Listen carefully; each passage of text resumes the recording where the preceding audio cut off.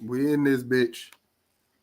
Yo, welcome back to another episode of the Virtual Man Cave podcast. As you can see, it's the usual crew minus a few, but I'm gonna run down the list so you get to know who we are. You see my good brother Leo to my left, to my right. One day I'm gonna get it right. He's snacking on something right now. You know what I'm saying? That's what he do. He's just a professional muncher, got a PhD in eating.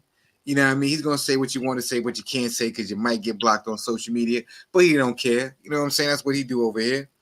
Next, we got my good brother MLB Nate. You know what I'm saying? Wearing that Duke hoodie, jersey, whatever. We need to take it off and give him some Syracuse orange or something like that, man. Get him right. But he's still a good brother anyway, nonetheless. Then we got the last but not least Triple OGOGD Rigger, aka Unk. You know he keeps us grounded and stuff like that. Cause sometimes we young bloods we get a little off topic and tangent. He got to bring us back together. And of course, you know you got me, good brother Jay from around the way. Yo, what's good, fellas? We in this Going bitch. on? I Nigga want to say hungry. it. They want me.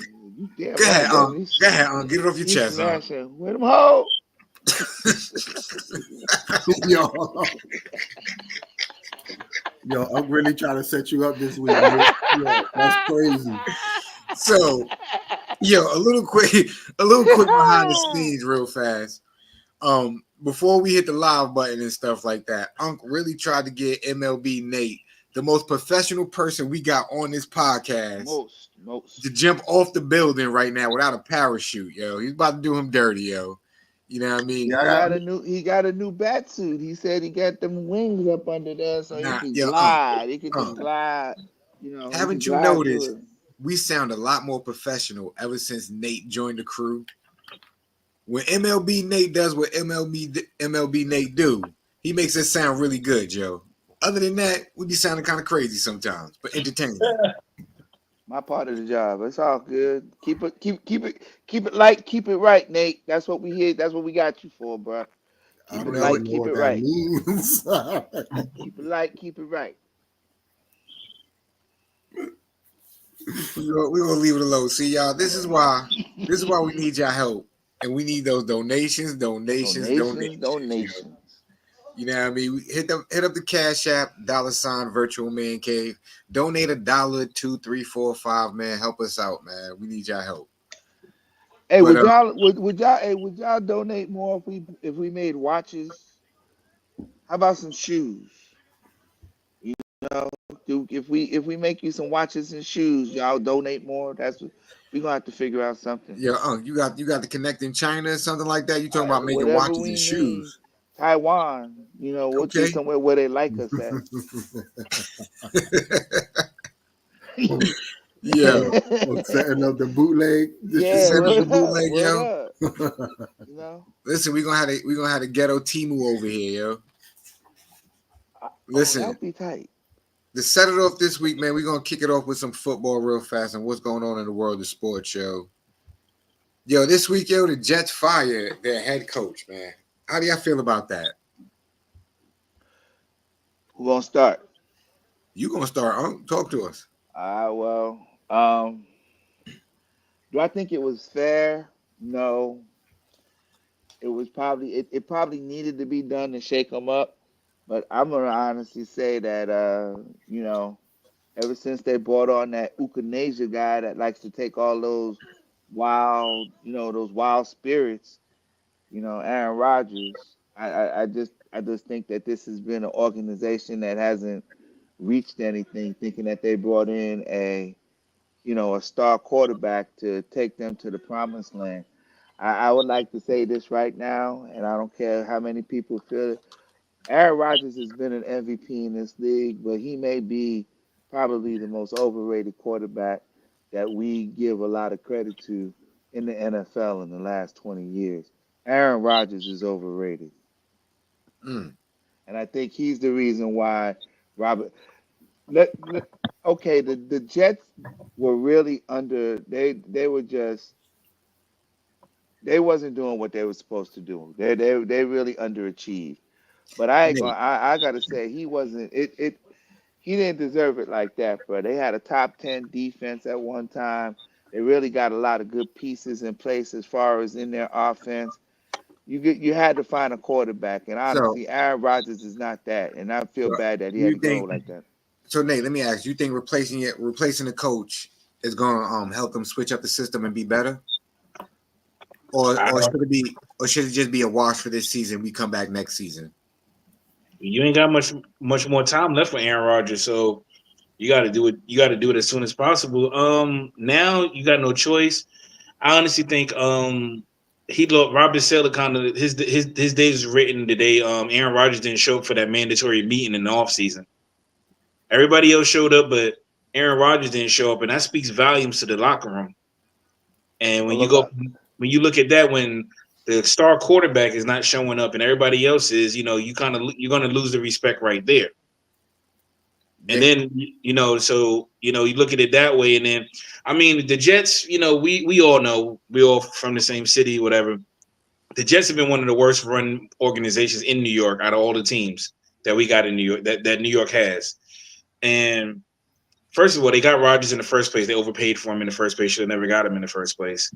And then if you look at comparing the amount of games right now compared to last year, it's no different than when Zach Wilson was quarterbacking. Word, exactly the same. Everything was the same. The Mm. number of points scored, the record, the actual number of yards. They were like four. Literally, it was like 4 yards off from the So, 2-3 record that they had last year to this year's record. Four so yards. do y'all feel the way, Leo? Do you think do y'all feel the way that he got fired? It was appropriate, or should they handle it just a different? Should they handle it a different way? You asking me? Yeah, You only Leo on this you damn Leo. panel. Oh, I thought you was just asking everybody. I don't know. I don't give a fuck about no NFL football. I don't watch enough, so I don't give a fuck. But I did see all of that, and nigga, that's how they do it, nigga. All these niggas could get fired at any point. They don't give a fuck about no head coach, nigga. They do that shit. They fire niggas during the season. This ain't the Leo first took time it. some shit like Nah, this it's Leo not the made it happened. first all time they. ethnic. Of course not. I might give a fuck But about that nigga. sometimes they do it more tactfully and stuff like that. They'll let you walk away from the organization with a little bit of grace, a little bit of dignity. They I won't feel fire like your ass in the middle of the Nigga, goddamn season either. this like 12 weeks that left, nigga. They ain't got time for all that, nigga. They gotta change shit up right now. I mean, not at the That's- not at the 5 games though. I mean, you could Not have at gave. the 5 games, bro. They ain't have to do all that. They ain't have to do them like And they that. they acting like they was in last place and they've been on a 4 game losing streak. You still within reach of being in top of the division because the Matter of division fact, you ain't locked only a up. game. You only a game out. You know what I'm saying? Right. They really a game out. So did they so it panic? I think they did. So It was so a you panic trusting move. so all right, this ain't the first time this is what Aaron Rodgers do. Listen, when you LeBron, you could do LeBron things. When you Aaron Rodgers, you could do like you said, right? He's not overrated. He's just living off his name now. Like, listen, every time I told you how to do XYZ, how I play, what I did. So he flexing his shit right now, And that nigga, the best thing that he ever said and was, if he don't fuck with the "Relax, like what Nate said, right? If that's the relax." case, if everybody showed up for that mandatory meeting, I don't know about no shit like that, but that's you don't gotta know much about football to know, like, yo, this Diva, nigga dead ass said, fuck this coach. diva. Y'all niggas go to that meeting if y'all want. I'll be over here in this bar. I'll see y'all niggas after. That And nigga when was them actually niggas out. showed up and seen he ain't come, and coach is still giving that meeting and ain't say, yo, Rogers can't be here for not coming on, they're like, oh, this nigga be lying. We ain't coming to practice at no 5 a.m. tomorrow. Like, you know what I mean? He'll be there at 5:45. He over Like, there taking that ukadaka nuka nusha shit that he be taking. That's what he out there doing. Getting hallucinatory. That's what he be out there doing. so so they now were supposed to make this move before the first game. That's basically what so Rogers was I was saying just to them. Like, now I was just all about right, to y'all say gonna that. call my bluff? Watch this. If y'all don't get me a new coach, watch this. Well, he I was sure just did about to prove say that. that. So do you think with this new coach coming in right now, do you think the Jets have an opportunity to be a contender? They always have an opportunity because they got a really good defense. They listen. The Jets were considered one of the top 5 defenses in the NFL. and they actually were given a really good high rating for their offense. Brees Hall is a really good running back. They got a really good wide receivers on that side, and then again, you go back on the other side with Juice, playing the So, cornerback, and they got a so let me really ask you good this. So, quality. being that they got a new head coach, the system's going to change a little bit. And we all know with a new coach that comes in, you're gonna have a different way, a different philosophy of doing things. How long does it take for this team to adapt, adjust, and then start to execute? Is the Who's the coach? Because I Is the really believe. right now is the defensive coordinator, right? Yeah, I'm not sure. I I'm not think that's sure who who it they is. said is the intern right now, the defensive Yeah. coordinator. They sliding Well, him. hopefully they get somebody in there that knows how to be a head coach. That's all. I don't think they're gonna start really. You might not really start seeing any gelling until late in the second half of the season. Okay. And do you think by then it might be a little bit? Do you think it'll work in their favor, or it'll be a little bit too late in the second half of the season for them to The for them to make a the run? AFC East is a mess right now. The Buffalo Bills are not the Buffalo Bills of the last 3 years. New England is definitely on a rebuilding tread. Obviously, the Jets look like a contending team on paper, but they're really not. And then who's the fourth team up there in the East with them? Oh, Miami. And Miami's a mess too. Miami's basically through too. They got mad injuries going on. Their main quarterback is out of there. The AFC East is up for grabs. They might the winner of that division might be 9-7 or 10-7 this year. You know what I'm saying? It just I wouldn't say uh, a 9-8 team, but a 10-7 team is going to win the AFC East this year. So it's going to be wild out there. It's Well, going to be wild. speaking about looking like champions on paper, Is it the let's talk about Cowboys? the Knicks. Oh, Listen, we done with them. We done with football. We ain't talking about the oh, Cowgirls. oh. Next week, Unc, we'll talk about the Cowgirls next week. No problem. We're going to have to because they're going to be playing Detroit this weekend. We're going to dig their asses out. Let's go ahead and get to the Knicks, though. Let's get to So, the Knicks. yo, Nate, stop, Nate. that Stop, was Nate. that was crazy. That was I already know. Listen, I be trying to let it go, you know what I'm saying? Don't listen. But then Nate be having it's either Thank Nate you, or but Troy. I appreciate you, Nate, because you don't say nothing. Troy's ass would have, the chef would have been like, "Oh, Diddy? Oh, you just you just gonna say take that Diddy? You just gonna say take that Unc? So thank you. I appreciate you being again. We do have a lot more professionalism on here since and MLB Nate got on. So thank you, Nate. Thank you for being so professional. Look, You so giggly motherfuckers sometimes. You niggas like nah, Nate started, son. Nate started. me over in the corner like that motherfucker said it again. I got you. So we're gonna talk to the biggest Nick fan in the room right now. He doesn't want to admit it, but we all know Leo still secretly wears his Knicks shirt to bed every night before he goes to sleep. You know what I Just mean? got a new cat jersey. Exactly. Nah, So Leo, being that you are one of the realest Knicks fans and stuff like that, because you do hope that they win, but you know they always going to lose. Do you think they look like champions on paper this year?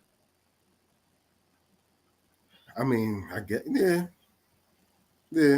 In the East, they could be a top. They're going to be a top probably 6 team in the East. I don't think a top 3, but I think they'll be top 6. Top 6? Top 6 Ah, definitely get them into the playoffs. They're mm. going to make the Who you putting ahead of playoffs, them? huh?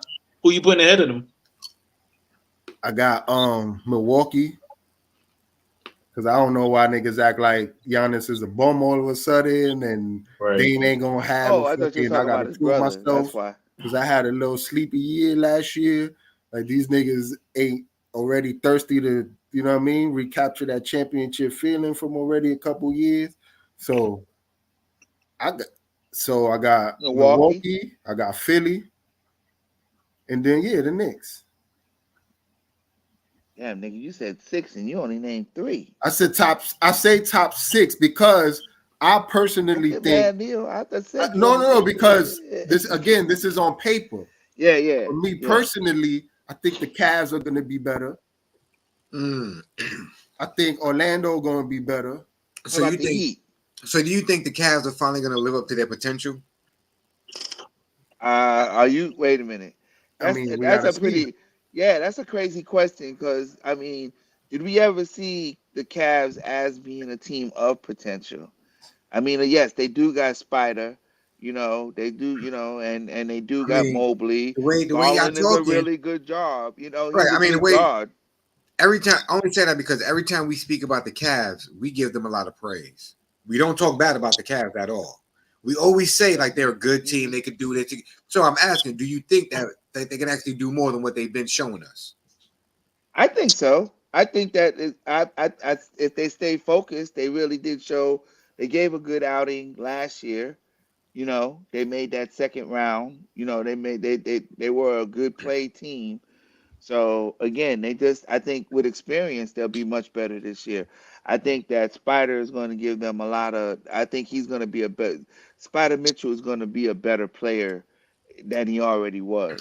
I think he's going to be a really more rounded scorer and more of a play producer than he was this year. Him and Garland are going to work out really good at the top two slots. Okay. What about you, Nate? Do you think the Knicks looking like a like some champions on paper based on their roster so far? Um, I can. I'll say I say Atlantic Division champions for now. I've So never been a better Nick. I've better than never the been. Knicks. I mean, Real better than the quick. Celtics, Nate. Maybe you never know because are the Celtics going to keep that hunger going? After they got the championship, are they going to still be the same Celtics this year coming up?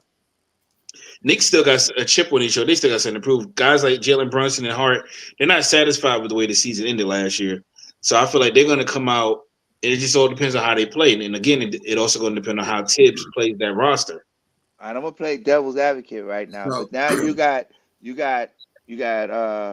light skinned up there. What's his name? Tatum, Tatum. Yeah, and then that you went got to then you got and you do have the MVP of the finals right. with Jalen Brown, and you bring back a healthy Porzingis on this team. So I still think that they have enough swagger, and they got Derek White. Again,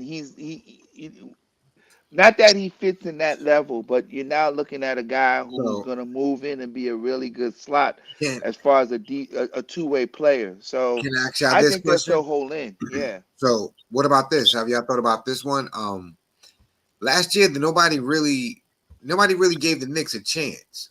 They were kind of like a sleeper team. They crept up on people. They didn't expect Brunson to play the way they was playing. They didn't expect Hart to play the way he was playing. That team really kind of took the league by surprise. Do y'all think? Do y'all think they have that same advantage next year? No, So do you think it'll be easier because now they might have a target on their back because people know what to expect from them? yeah, I I don't think yeah, I nobody's going to mean, take them as lightly. I mean, right. you know that Brunson is the guy. It's about whoever else is going to step up behind Brunson. That's the way I look at it. Because everybody knows Brunson's going to give you your numbers, but can you get consistent? Can you get consistent production out of Hart, OG, Cat? You're going to get it from him a little bit. How's Mikael Bridges going to fit in? I mean, how does he gel in? When does he start taking over? Is he going to be like he was in Brooklyn, or is he going to have a hard time fitting in? You Yeah, also got that. You got them, McBride. You got Mitchell yeah. Robinson, who of course can't never stay healthy. Mm. Okay, this team It do look like they do like some contenders right here. I mean, I'm with Nate though. I mean, it all looks good on paper, but are you gonna get a injury prone center, i.e. Mitchell Robinson, and Well, that's what they got cat. OG, That's what they OG, got cat OG. for now. Yeah, but now here's the other thing about Cat, and this is what I wanted to bring up. Cat was playing in the Western Conference. That's a lot of speed and everybody getting their points on. I know that nobody thinks that there's a little bit of a difference, but he is coming to the East now. He gonna have to be a little bit more physical. Is he gonna bring that game that he has to the middle, or is he thinking he's gonna be out there floating around shooting threes, Well, instead of grabbing offensive from rebounds when he gets in there? from what I saw from Cat when I did watch a few of his games, he does have an inside game. He does get physical. He does get Mm-hmm. Mm-hmm. aggressive. Um, I like to see what he does against like Embiid and everything like that. Because Yeah. remember, he had to match up against Jokic on a regular night, on a But regular that's basis. only one really big. I mean, let's name all the big men in the West as compared to what we got in the East.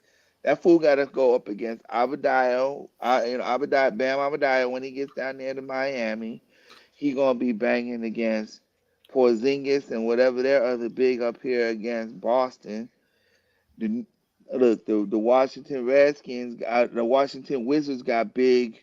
They got big people down there that they got to deal. He's gonna be dealing with a lot of bigs than he was over in the Western Conference. So I think it's gonna be that kind of weight that gets on him if he has to play that position. I'll be honest. I think he could deal with it. I think he can handle it. I don't see that playing a big man position right now on the East Coast will be too much of a difference for him. Right. The only person I see might be able to give him a problem would probably be Embiid. Yeah. That's If about it. if he allows the process to work, yeah, he'll be okay. That'll be a good. But it's a good matchup. But it's a good process. I mean, it's a Yeah, good matchup. I see that as a It great really matchup. is. That's a great, team versus team matchup right there, and it'd be good to see.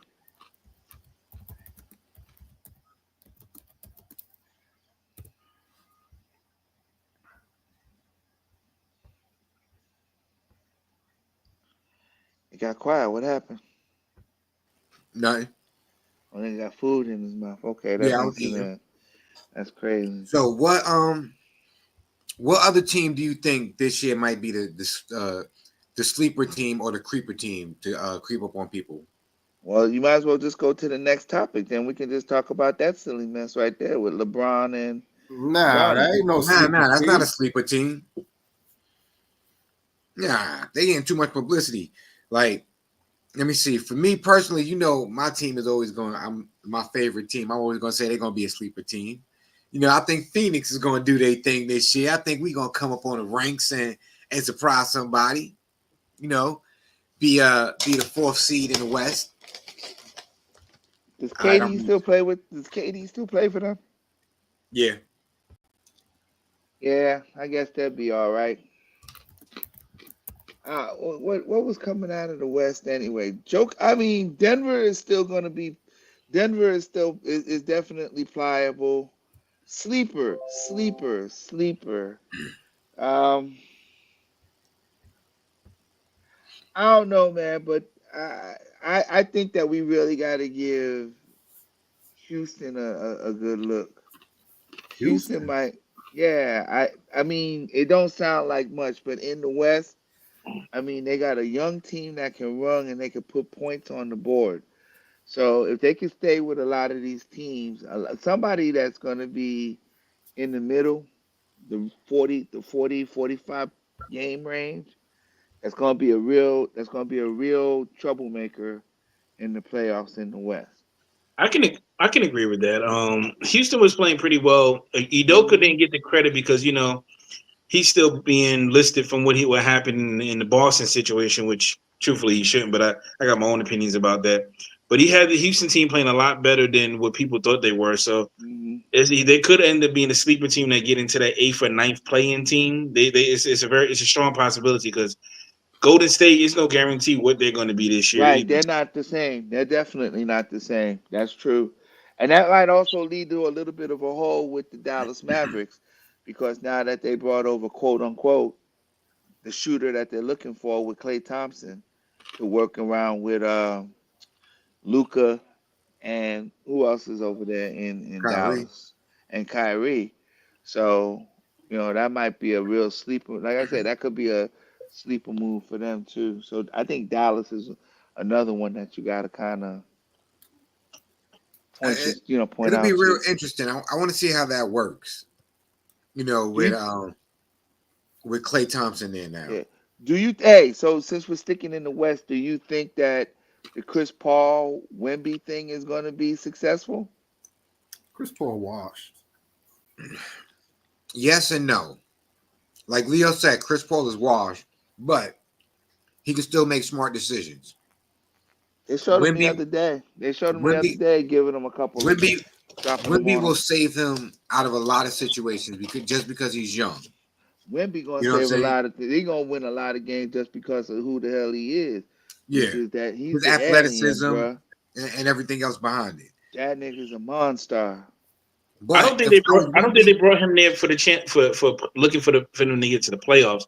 I think it was just to maybe help Wimby as far as mature, maturing more in the yeah, league. I mean, he's good enough, but Chris Paul had that vision and other things, to help him out. He's more of a being a mentor than worried about San Antonio trying to actually win a championship or be competitive. But it's gonna be part of what they do because Pop ain't gonna let him just go out there. yeah. And I mean, if he ain't Pop, retired, he ain't Pop trying to needs a give it veteran up point either. guard to help lead the way. Yeah, And just like you said, locker room management, and he knows Chris Paul has that locker room management to talk to the guys, keep the young guys, you know what I'm saying, within the reins and the construct of the Keep their system. head, keep their head in it. Keep their head Yeah. in it. You're right. Keep their Because head in Pop it. right now, Pop knows he can't control the locker room. Them kids is too young. He's out of touch. I need somebody who could be a liaison for me, and who better than Chris Paul? Man, they're gonna bring the one. They're gonna bring Alfonso over there to make him look like Chris Paul again, like he did in that State Farm commercial, and slip him in there. Stupid. But since we on the West Coast, let's talk about LeBron and Bronny getting ready for the season, yo. How do y'all feel about that, man? I mean, me personally, as a father, I think that's super dope. Like on the real to real. That's one of probably the coolest thing in the world. Your son used to sit there and watch you get ready to play games, get ready to warm up and go to work. Now he's on the court with you, going to work with you. That's probably one of the amazing feelings in the world, Joe. Unless he ain't really that good, and then you over there mad all the time because your son suck, but you got him on the team, and you might need one player. Hey, his ass might get traded in the season if the Lakers are looking to make a move to win. That'd be No, I funny. don't think that. I don't think that's true. That is something to That'd be say out funny. there. Somebody answer, no, don't worry. I don't think that'll happen. But I'm with you on that, Jay. I think if that shit happened, it'd be the funniest thing that we've ever Yo, seen. I start rolling, yo. Cause ain't nobody gonna act right. What Yo, Leo why got the going? Lakers always doing something against my team, son? Here I don't you go. We've appreciate it. been waiting for it. It is the preseason, but LeBron James and LeBron James Jr. are on the floor at the same time. That is nice. That's really nice. As they're right next to each other. Of course, they've been playing against each other and with each other the entire time during training camp, and now an opportunity to play here in this preseason game. Again, it will be official in the regular season, but as we've said, this is cool to see, and we'll take it. Why that nigga look like Huey Freeman out there on the floor? Yo, he look lost. I just He keep look like hearing the the game is boom. too fast for him, yo. I'm just hearing the Boondocks theme while he out there. Dun, dun, dun, dun, dun, dun, dun, dun, dun. I am the stone that the builder refused.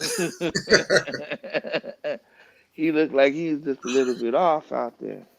I mean, I think it is. It's a cool moment overall. I think it's just because it's LeBron and how so many people hated LeBron over the years. Some people don't even have a reason why they hate him. They just like, yo, I just can't stand him. Why? He a crybaby. What? What kind of excuse is that? But either way, it's not the first time it's happened. King Griffey Jr. and King Griffey Sr. played together.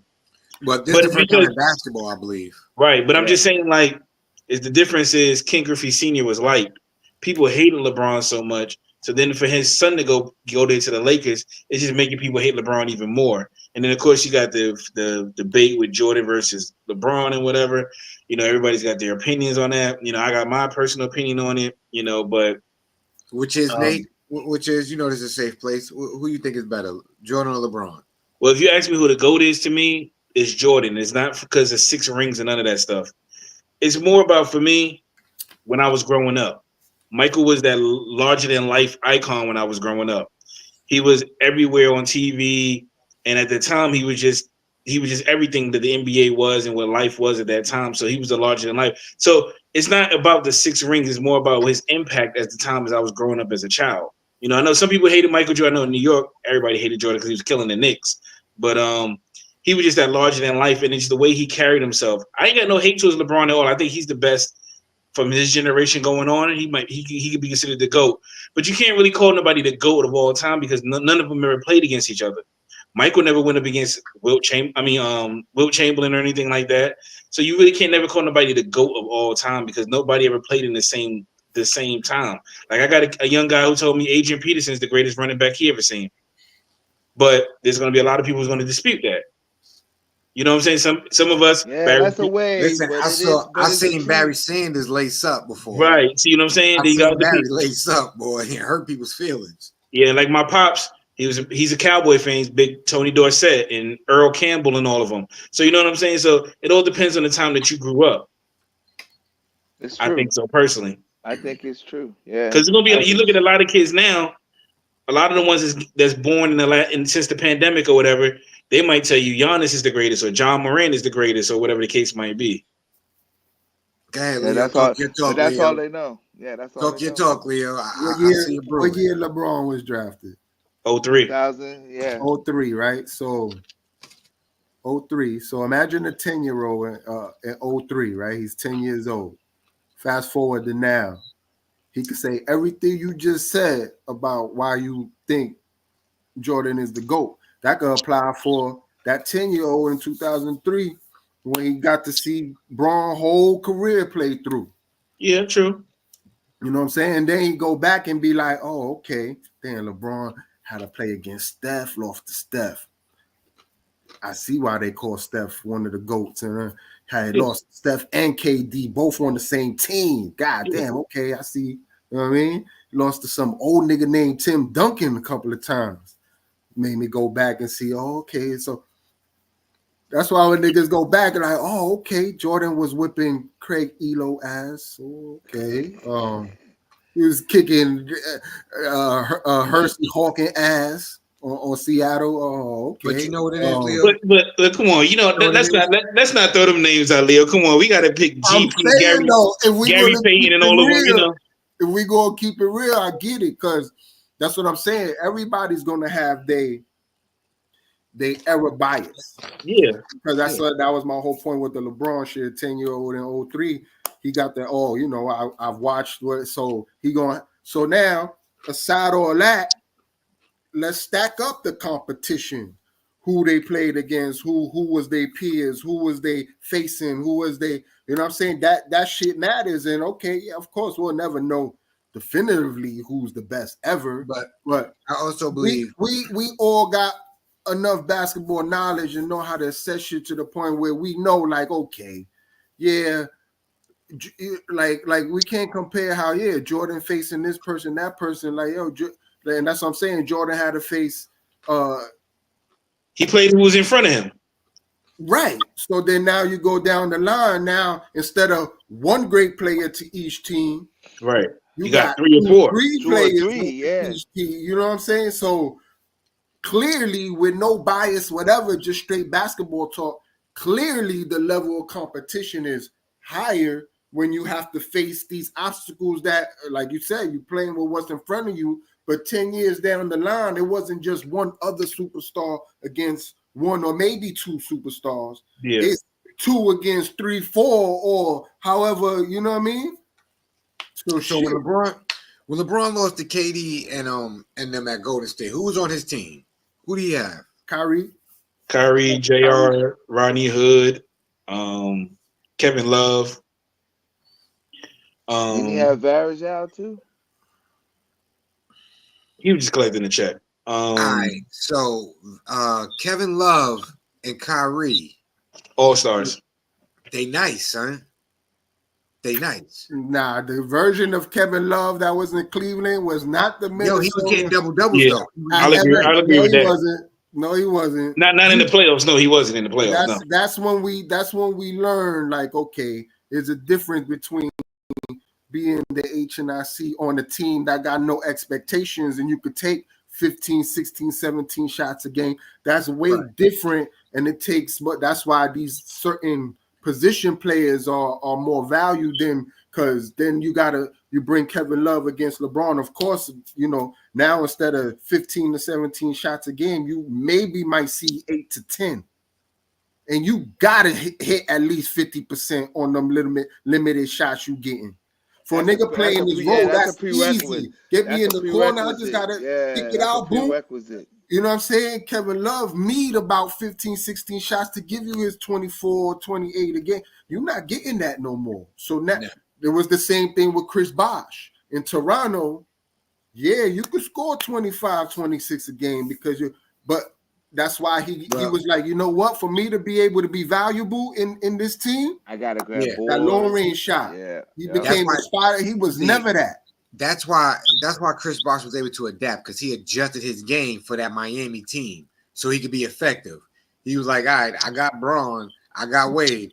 All I got to do is chill, get rebounds. You know what I'm saying? Clog the lane, get rebounds. And when I'm open, hit this little 10, 15 foot jump shot on the baseline, and I'm good. And he was efficient as fuck doing that shit. That, you know what I mean? And that's what counts, being efficient. And it's like, I look at Braun and I'm like, who the fuck is more effective and efficient than this nigga, bro?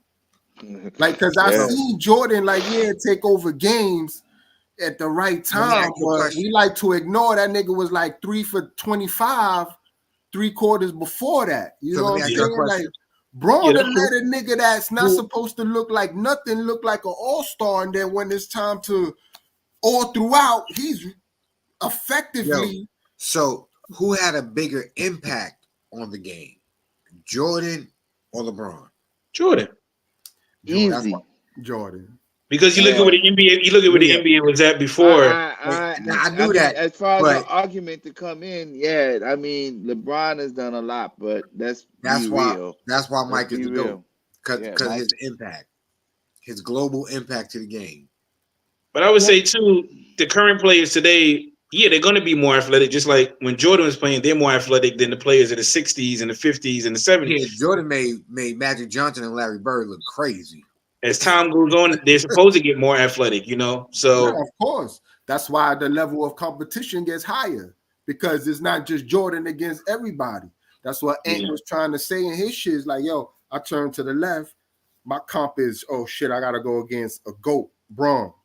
I turn to the right, I gotta go against Jason Tatum and fucking and Jaylen Brown on the same team. I look this way, I got fucking Luka and Kyrie on this squad. Holy shit. I look this way, it's fucking Bradley Beal, Booker, and KD on this squad. Like, Jordan never had to look around and be like, damn, these niggas is just as nice as me. They stack. Edwards he look around, he be like, these niggas is on my level. On it. Yeah, some of those guys, I ain't gonna lie, I ain't never been a big Devin Booker fan, never will be. I think he a choke artist come playoff time, personally. But he'll give you fucking 28 a game efficiently for 8 years straight. In the regular season, like Chris Webber, right? Yo, he disappears in the playoffs. And that's my favorite team. He disappears. Booker he don't show up in the playoffs. Now, I don't know. Hold on. I don't know what happened to him. I'm gonna say this though. This year, the last playoffs, he was all right. Devin Booker was doing work this last playoff, bro. They really look like they got out hustled and outmanned on this one. They really figured it out. They just all got to move up forward. There's a trailer guy. Hit this trailer. Let him hit. They fall back. They fall into this defense. Yo, they're playing that ball. Like, the 3 will beat the 2. And those are the kind of people that they got to do that. And they know that they can put that on. So I think that's what's going to work for them. So let's keep it basketball related. How do y'all feel about the WNBA finals this year?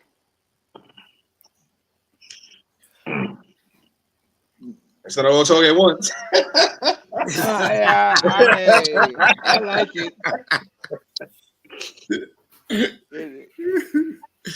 It's interesting. Okay. I'll say It's Now been hold on, time out. Why y'all niggas acting like y'all? I'll be seeing y'all chatting it up about Yeah, Leo, WNBA. I'm glad you said something. Why I y'all was gonna acting like call y'all a not second watching ago. that shit? no, I was just joking. No, I have, I still be posting stuff about the WNBA in the post. They said actually the numbers have gone up this year in the finals compared to last year's finals. Um, I don't know. That game one was okay, but I ain't gonna lie, I didn't watch all of game one because I'm still watching baseball playoffs. But I'm rooting for the Liberty just because I seen them in New York since back in the days when Weatherspoon and them were playing and Rebecca Lobo. I just think they need to grow on whatever they got going this year, and hopefully next year continue on. I know we got racial things that go on, but they need to focus more on just the sport itself. That's what you need to be concerned with. The talent that you have coming. Juju's gonna be coming in the league next year, and a whole lot of other players. They're getting caught up in all this nonsense and drama where just like typical women just barking at each other, whatever. Just focus on your game and just focus on playing and building your brand. That's all they should be worried about right now. Like, because I'm not gonna say it's the most exciting thing because even my grandmother's about to be 90 years old. She don't even watch it. I be like, hey, the WNBA finals on. She be like, I ain't watching that. She be like, I ain't watching that. She be like, I'll go watch me a movie on FX or TNT or something, a repeat. So I mean, it's just I don't know the WNBA just like with the women. I just didn't like the way it was like the way it's like this like I don't know. It's just like the way things went. They got lost in what they were trying to do. They wanted people to watch it more, but they got people watching it for the wrong reasons. And then people were hating on Caitlin Clark for whatever reason. I don't know why. Every new player that come in, everybody targets them, no matter what league it is, women's league, men's league. When the new player come in with all that hype, everybody wants to see what they're about. When Braun came in the league, wasn't everybody trying to test Braun, see if he really was the king? Because you seen all them commercials that came out before, and everybody like, let me see how good he really is. That So was Kobe. That's what Kobe did. Kobe, same thing too. Then Kobe's out there shooting air balls against Utah in the semifinals. Yep. But that was a learning curve Right, for his exactly. ass. Yeah, exactly. That was a learning curve. That motherfucker made it all up. He made it all up. That's that. That might be only other So, guy yeah, that you Leo, want. who you rooting for in the WNBA finals? You don't give a Don't fuck. give a fuck. No, that's why. That's why I had to say it. Son. That's why I had to ask. Bullshit ass fucking man. Listen. Come on, Leo. You know next year you're gonna be watching it. And did y'all see the post I put in the group in the Mancave post? They're trying to expand now next year to a 7-game series for the finals. Oh, word. Well, Nah, the finals would nah. be Yeah. good. Not every round though. Nah, they was Nah, thinking about something like that. I don't think they should. I think first round should be like the old school NBA format, best of 5, and then you Isn't might it? have the That's second round best of 5 too, but then the final should be best of 7 at least. yeah. Yeah. Cause they get 3 more Think that. teams, so I guess they feel like they get more teams so they can expand it more. Who's nice on? Who's the superstars on the team on each team of the finals? What's their Well, name? for the Liberty, they got Joanna, man. Brianna Stewart and Brianna Stewart and and what's her Sabrina name? Ionescu. Ionescu. Yes, yeah, Yeah, Sabrina Ionescu, who really should Wait, be that's the the one that first. missed the free throws. yeah. No, No, that was Brianna Stewart was the Brianna. one. That was Brianna Oh. Stewart. That was Stewie. Yo, for somebody who Minnesota don't got be Skylar watching, Diggins. he be knowing, son. I see the highlights and shit. You know the reels and shit. They show them, don't they, Leo? I They know, on Leo. there. Tell Yo, him, tell that's him why I about say, it, You Leo. yo, gotta listen. think. That's That's why all you gotta know. I always throw that tag on me, casual, because that's how most people be, bro. But they just be seeing the little, you know what I Yeah. mean, minute clip and then just regurgitating shit. So And the that's really bullshit all that it I be is when you talking is got not what it because I'm is, yo. watching. I He just said, saw the "Yeah, I clip. watched a 20-second clip. That's all. Yeah, that's Yeah, all I got." I knew she missed some free throws to tie the game or some shit, and she looked Yeah, hurt than a Whoop, there motherfucker it going is. back Same to thing. that Yup. Whoop, bitch. there it is. She was yeah. 'Cause remember, mad. Troy was going ham on him in the chat, talking about Spike Lee cursing on the Liberty. Oh, and that was the Yeah, part he was talking about. Yeah, Oh, okay, yeah. See, I saw the clip. that's why I said it was like Knicks versus Indiana all over again. who? You trying to hurt people's feelings? Mm. Yo, Oh wow, they Leo, was winning by a lot. They were supposed to It win was that up game. by 18. The It Liberty was 18. was up by 18. Oh, they came out hot. They was yeah, what you say? They was like 6 for 8. They Yeah, was smoking. They was mm. everything was dropping, bro. They was running the floor. Then the next thing you know, kinda it got a little started lack. pushing, then all of a sudden, motherfuckers came back. And then by the fourth quarter, Minnesota done made a whole bad damn comeback. Also, they Made it look like fumble they game should have one been thing. they Yeah. should have been winning the whole time. You know what I'm saying? They That's what it dropped the looks bag. like. Yeah, because Skylar Diggins still play for Minnesota. Wait a minute, Minnesota. I thought she was playing with I could have I sworn I thought just she was seen her on name was Charlotte. there. You might be right. I'm just saying. I didn't think she was on that team. And when's the next game for the WNBA final? Probably tomorrow night if it didn't happen tonight. So If what is they in New got York? no the yeah isn't it the first Oh, two no. Game games one are was in in New New York. York. Yeah. You asking the wrong brother. I couldn't tell you. Nah, but what the home game? What No, yeah, the where was home the game. home Yeah, game? it was at New York. It was at the Garden. Yep. Because What happened, Nate? Wi-Fi went out. Scott was there. Because Nah, I Spike mean, was there. trying to swipe the phone and messed it up. Got you. I'm getting the camera. I'm getting a free camera from my cousin, so I can add it to my laptop. I thought I had a camera on here, so I could do it through my laptop, so I ain't got to use my phone no more. Yeah. So in other words, what you're trying to tell us is that, yo, family, you see, we We need need those some donations. donations. Make it Cash app, $, the virtual Oh, man some cave. equipment out yeah. this motherfucker. You see, we struggling. MLB Nate trying to swipe, and he just cutting out his whole service and stuff, man. Listen, we on a struggle bus. The iPhone 13 ain't hitting no more.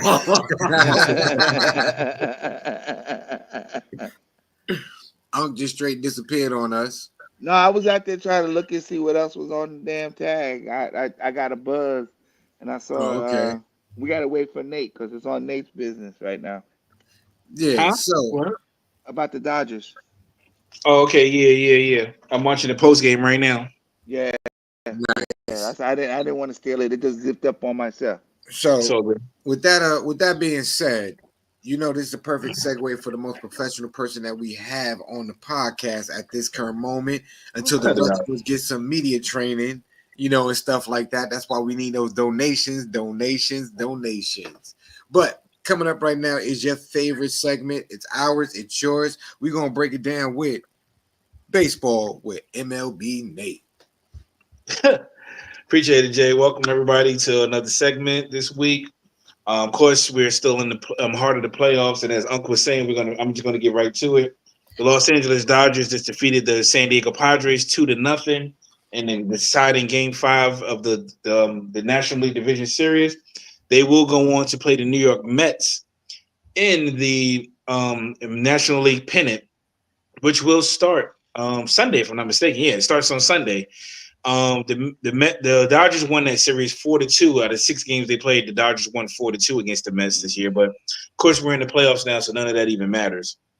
We're going to go off and go. We're going to go back to some of those games from previously. We're going to go with the clip with the New York Mets, who clinched back on Wednesday against the Philadelphia Phillies, who were favored to go to the pennant to play against the Dodgers. Francisco Lindor, who to me was MVP until he got hurt, and then Ohtani did the 50-50, hit a grand slam home run against the Philadelphia Phillies, which gave them a 4-1 lead, and that's all they needed. And as you can see, the clip that'll be coming up, followed by Edwin Diaz, who closed out the series in Citi Field.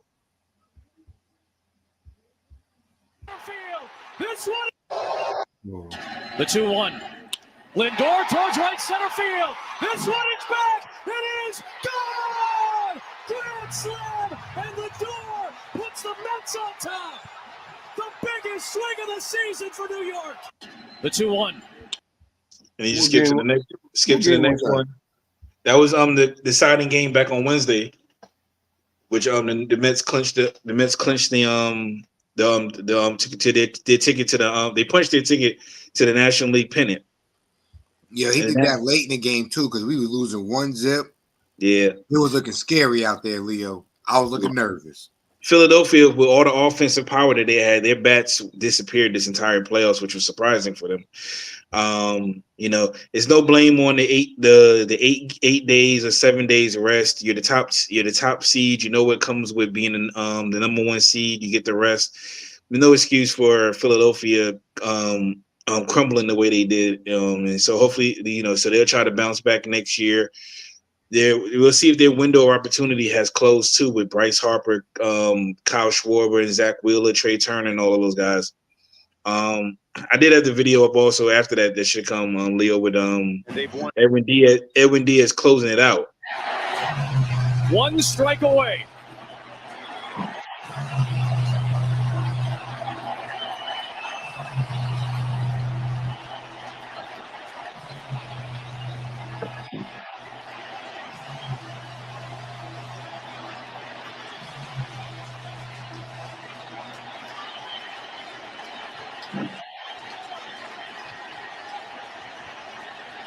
Tying run at the plate. The 1-2 pitch. Swing and a miss! The incredible turnaround by the New York Mets has taken them to their first National League Championship Series in 9 years.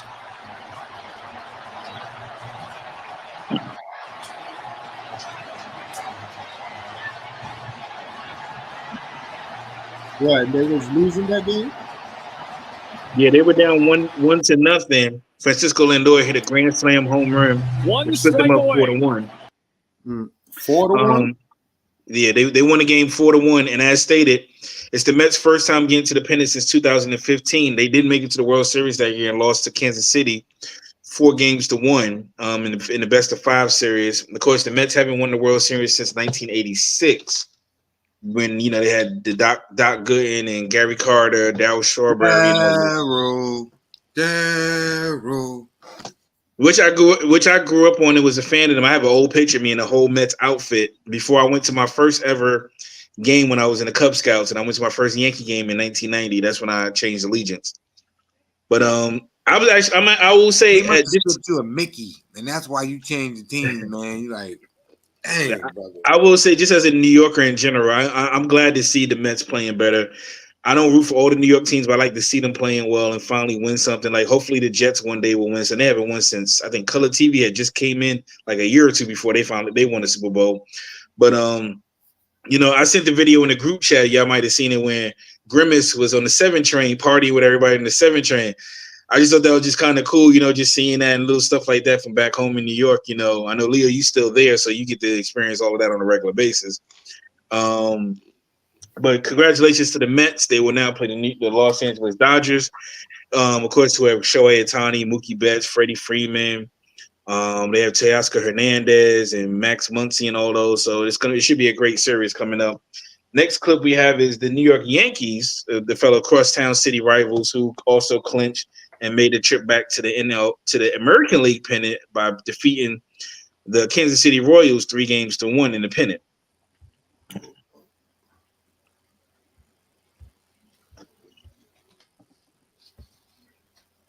Shut up, nigga. Come on, son. You gotta have background music. Take me out to the Center field. Judge has it lined up, and the Yankees are on their way to the LCS. The Royals gave them a good battle. All 4 games were close. But the Yankees, who didn't make the postseason last year, a rarity, now advance to the LCS.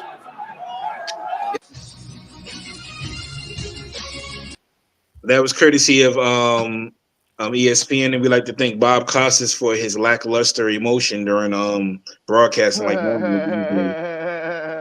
I'm sorry, I didn't feel no kind of excitement in that. It made you want to go to sleep. But I know he's a legend. That's why.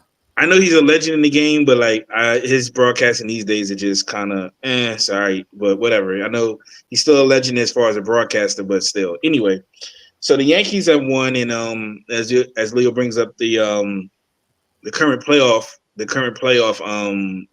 matchups, it might look outdated because I sent it earlier, but now we have the New York Yankees waiting for the winner of the Cleveland Indians and the Detroit Tigers, who will play their Game 5 series tomorrow, to decide who will go on to play the Yankees. Of course, the Yankees are the number 1 seed in the American League. The Cleveland Indians and the Detroit Tigers, division rivals as well. Because I think that's what made this playoff so great, was so many teams were division rivals. San Diego and LA, the Mets and the Phillies, Cleveland and Detroit. It just seemed like it brought a little bit more extra competitiveness to it, because you know how it is when you're playing somebody that you play in your division and you want to be better than them. It brought a little bit extra competitiveness. So that's going to be a good game tomorrow. Of course, I'm going to be tuned in to watch that tomorrow to see who's going to win that series. Winner will go on to play the Yankees, and then the independent starts on Sunday. The American League pennant with the Yankees, and then either Detroit or Cleveland will start on Monday. So I'm looking forward to those series. Of course, I'll cover that a little bit more next week when we have our next podcast. Go into it a little bit more.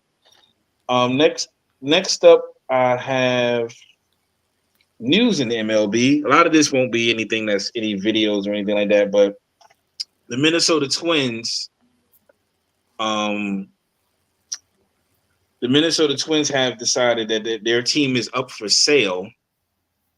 Of course, the Twins, they're estimated to be worth $1.5 to $2 billion to be put up for sale. The Polad family, which brought the Twins back in 1984 for $44 million, had retained it through the Allen Company. So after months of thought, they decided that, as quoted here on ESPN.com, after months of thoughtful consideration, our family reached a decision this summer to explore selling the Twins. As we enter the next phase of this process, the time is right to make this decision public. So the Twins, who moved to Minnesota from Washington, D.C. in 1961, were owned by Calvin Griffin and the Polads, which is a patriarch of Carl, purchased by the team that had passed it to their son, Jim. So anyways, the only teams that have had the same ownership for longer have been the Yankees, the White Sox, and the Philadelphia Phillies. So we'll look to see who the new management will be that will end up buying that will purchase the Minnesota Twins. Another update will be that the Major League Baseball will decide to go back to the old process of MLB uniforms.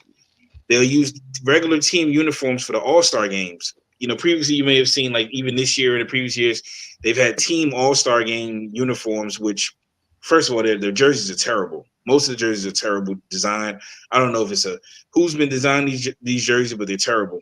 But they're going to now go back to the old school format where you just wear your team's jersey to represent what team that you play for.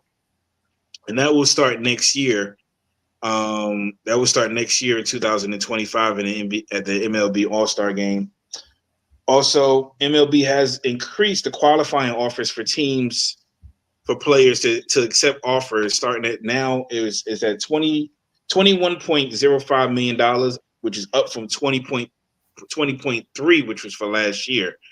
I mean, that still won't affect certain players like Juan Soto who are becoming free agents, who will of course look to get big bucks, $30 to $50 million a year. So we'll see how that ends up playing out going forward. And the Seattle Mariners second baseman Jorge Polanco underwent surgery to repair his patella tendon in his left knee, and he's supposed to be ready for the beginning of spring training, but we don't really know if he'll be ready by the beginning of the 2025 season.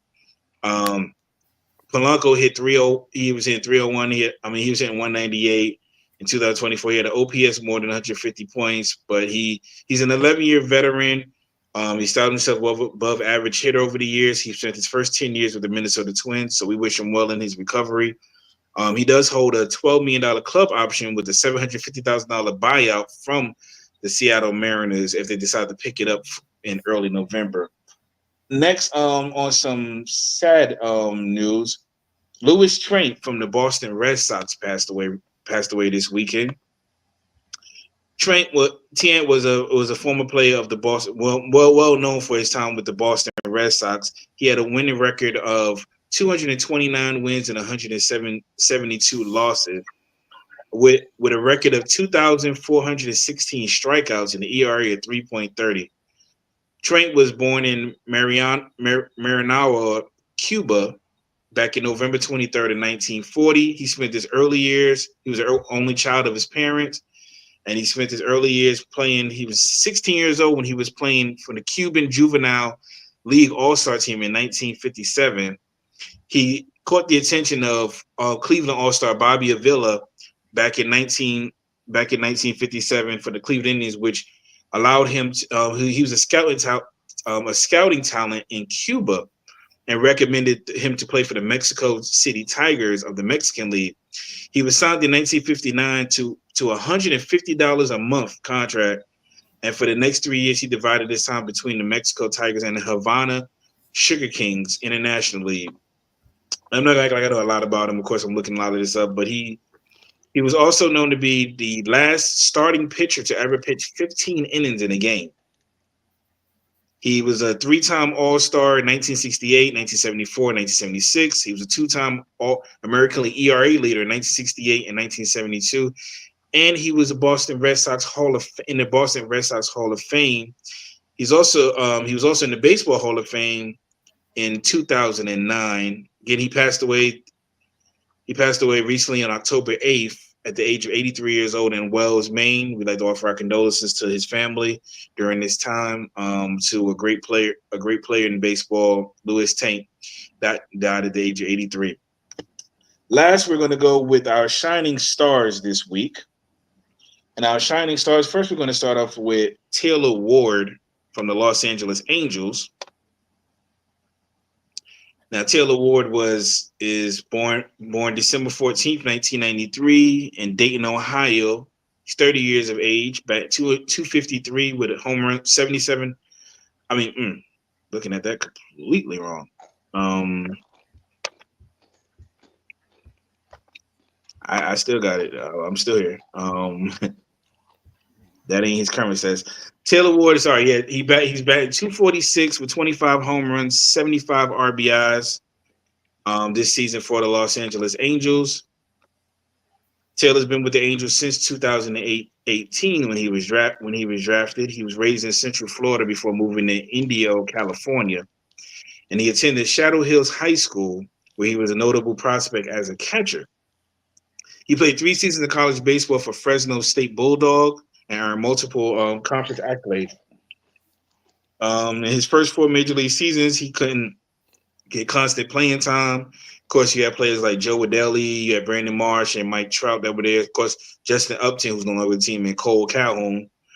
But now he's getting a lot of playing time. Ron Washington, who's one of the most underrated coaches in baseball, has got him. He's been getting more playing time, and he's really started to excel for the Angels, who are, of course, going through the loss of Shohei Ohtani from who moved to the Dodgers, and Mike Trout, who was their star franchise player, who's been hurt majority of the season. So that is our left field, and we're doing left fielders today. I meant to mention that. And for our National League left fielder, we're going to go with someone who's in the playoffs, and Jay may like this. We're going to go with Brandon Nimmo of the New York Mets. Brandon Tate Nimmo to be exact, is an outfielder for the New York Mets. Batting average was his batting average was 224 in the regular season with 23 home runs, 90 RBIs. He had 15 stolen bases. Nimmo was born March 27th of 93 at the age 31 from Cheyenne, Wyoming. Nimmo also he wanted to be a bull rider actually in his early years as a child, and he grew up a Colorado Rockies fan. Nimmo attended Cheyenne East High School, and as he was Wyoming, one of the only 3 states that didn't offer high school baseball actually. Nimmo played in his Legion games in such events as Under Armour All-American in 2010 at Wrigley Field. Nimmo he's been drafted and has been with the Mets since 2016. He's a left-handed batter. Nimmo is one of the key players of the New York Mets in their current run. He has been phenomenal throughout the season for them, and in the playoffs, you can't even speak in words how great he's been for the New York Mets this season. During this postseason. So those are our outfielder and shining stars of the week. Next week we'll be doing second baseman, which will round out the rest of the field, and then we have the designated hitters left. But that is baseball. That is baseball this week in news and scores. If anybody decides to watch a game or two, again, you have the Cleveland versus Detroit next tomorrow. Then you have the beginning of the National League with the Mets and the Dodgers on Sunday, along with the Yankees versus the winner of Cleveland and Detroit starting on Monday. Nice. Well, we, as always, we appreciate you, Nate. You keep us thoroughly informed of what's going on in the baseball world. That is why we got MLB with baseball with MLB Nate, y'all.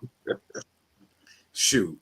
I'm just appreciative that we heard a lot of Mets talk this week, yo. There's a lot of Mets in there. I like that. You see, Leo, he's a true fan. He's wearing the Mets colors right there. He got on the Mets blue hoodie. He's supporting the Mets right there. He don't even know it, but he is. He like, yeah, whatever. Leo, don't say nothing, Leo. Don't say nothing. All right, we know you don't care about baseball. But coming up next is a new segment that the chef brought up. Unfortunately, he's not here tonight for whatever reason. We don't know, but we're gonna find out later on. But this is something that he brought up, Battle of the Classics show. Last week we started off with movies, so we're gonna continue that theme with movies. Next week we might have something new. But this week we are talking about Juice versus Above the Rim. So we're gonna go around the room real fast and just let us know which one you pick and why. Leo, which one are you picking, yo? They both was dope, but my test of how good something really was, besides the nostalgic part and all that, is if I could watch it in current time. And Juice, I could watch current time. Watching Above the Rim current time, you see all of the they was doing none of this shit. All this shit was real live, just the same shit being duped over and over and over. Son, the funniest part about Above the Rim was when Son caught the rebound, threw the pass to himself, ran up the court and caught it, and nobody realized he dunked it. That's crazy. Number 45 caught the rebound, threw the outlet pass. In the next clip, 45 caught the ball and dunked it. That was probably one of the funniest things ever, yo. Or when fucking Shepard came and dropped like 45 in corduroys in like 30 seconds. That nigga did Reggie Miller times 10. Word. And they thought they was slick with like one of the layups. They tried to show it from a different angle. It's the same layup. Angle is the same for the jump shot every time. Talking about he's on the roster right here. Oh, man. What about you? Even though I know you might say you don't watch TV. No, but I mean, we're talking about two movies that we grew up on. You know what I'm saying? Juice and Above the Rim. But I gotta agree with Leo. You're watching and you're kind of like, what they doing? So I kind of go with Juice on that side. Now, if we was talking musical soundtracks, then I would say something different because Above the Rim is a dope soundtrack. But movie wise, I'd probably watch Juice one more time than watch Above the Rim. Okay. Nate, what about you, my good brother? Which one are you picking in this debate?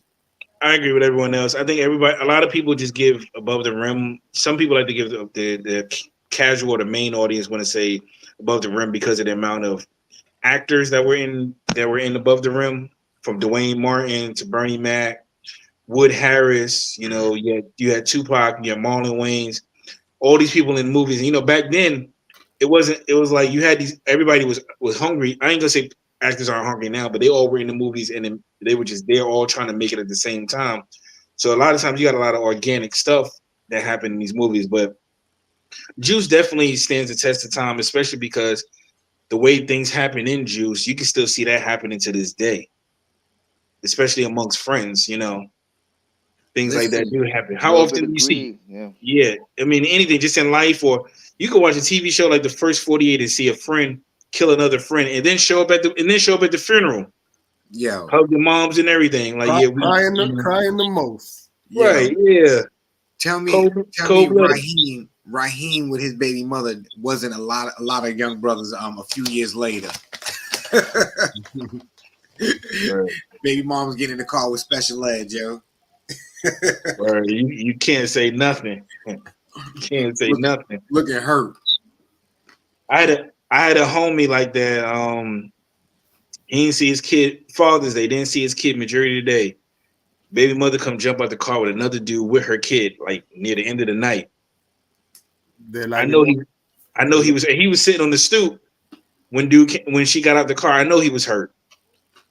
I know he was hurt. That's why Juice, it teaches you, you should always have that homie. You saw he was like, "Ain't that your girl?" and then slid off like,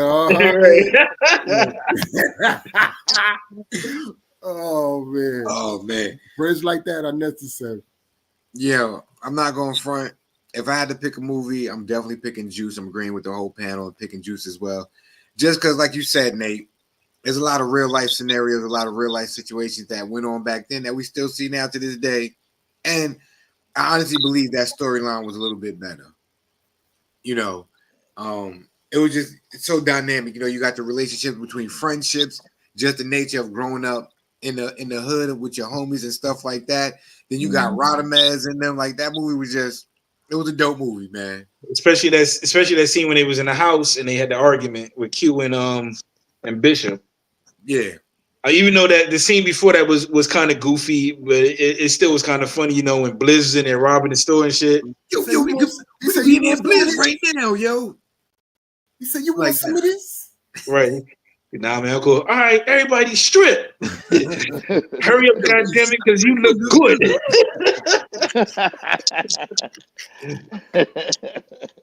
And I realized Eric Sermon was in there too, one of the people at the bar. Both of them, Eric Sermon and Parrish Smith. Yeah. Nah, that's what's up though. Next week, because we're not gonna lie, next week we're gonna do Battle of the Soundtracks because Unc was trying to get us to do a soundtrack, but we really couldn't pull out one. Two soundtracks from a movie that was good. So next week we're gonna have one for y'all. It's gonna be entertaining. It's gonna be dope. Again, appreciate y'all. If y'all like this segment, let us know. We're gonna keep doing it. We'll add more. If y'all don't like it, well, just don't listen when we do it. That's plain and simple. Coming up next, we got news and entertainment. First and foremost, we need to talk about Hurricane Milton and Helene. You know, the monster storm that just ripped through the East Coast and stuff like that. RIP to anybody who lost their life, anybody else who's been damaged, disenfranchised due to the storm. We hope that you out there getting the necessary resources and the supplies that you need to keep on moving, yo. Please, Yo, Coach, what up, man? Please. Good. Hey, he out there making some cream brulee, you know what I'm saying? That's why he was like, I ain't messing with y'all. Shit. I'm tired. Yeah, we hear it in your voice, man. But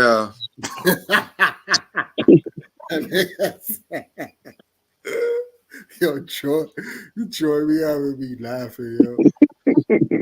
Nigga said,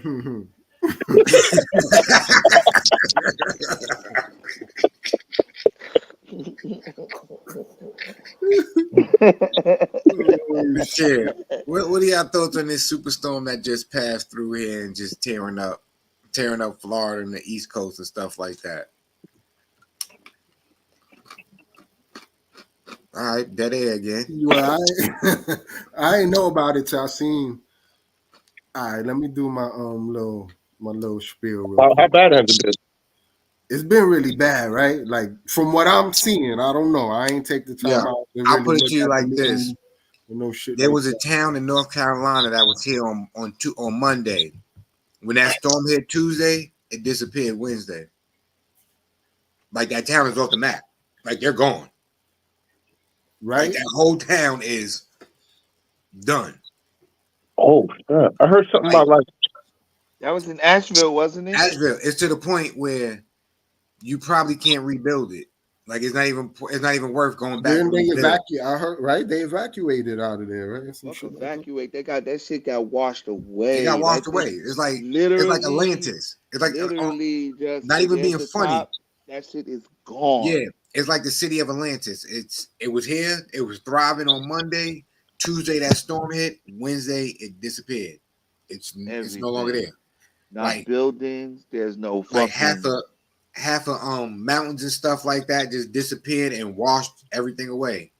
There was a video I meant to send to the group chat where one lady, she was like, "Oh no, we're pretty good. We're about 15 feet above the river, and it's about 10 feet away."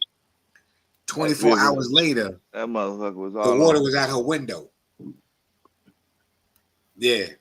So few people got. I know a few towns out here got jacked up. Like they was jacked. They was done. Then I was just watching I was watching something on YouTube. The Coast Guard found somebody in Florida 30 miles away from the coast, floating on a cooler. I wouldn't doubt it. that Wouldn't doubt it. that nigga was determined not to die. Yeah, he was like, I'm a survivor. He was holding tight on that motherfucking cooler. I heard it's what 4 people died so far. Is that true? How many? I didn't hear you. 4. That's what I heard earlier. Honestly, it's probably more. To be Mm. real with you, Yeah. Because I don't know if y'all heard that clip from that dude who's in Florida. He called up the Hot 97 and he was complaining like, "Yo, some of us is stuck out here. We can't evacuate. It's kind of jacked up how America got money for other countries but can't help us get out." Yeah. Do we got that clip? Who? Oh, that's right. We did have. That's one of the shits that we. Yeah, it's in the group. It was in the group chat. Let me see. Mm-mm-mm. Yeah, I heard the guys they're talking about it, how they don't care about us or whatever. You know, it's all about money, and they just say there's political stuff. That's all that people worried about. Some people expressing their frustration with the what is it, the governor, mayors, DeSantos.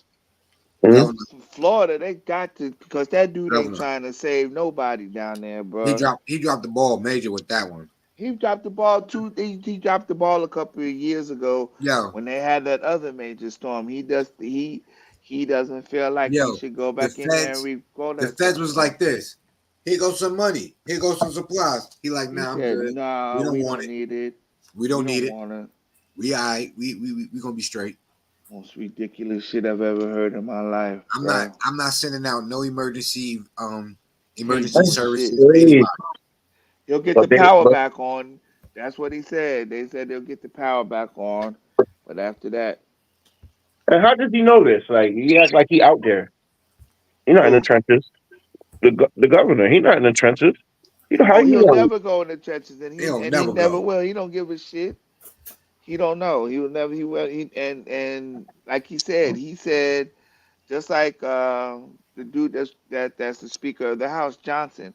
They can wait. They're gonna wait to come back and bring Congress in so that they can appropriate more money to FEMA to make sure shit is done. But this jerk down there is like, well, we don't really even want any of the help because you're not gonna leave us out there with a bill. Dude. So who's gonna help these people? Yep.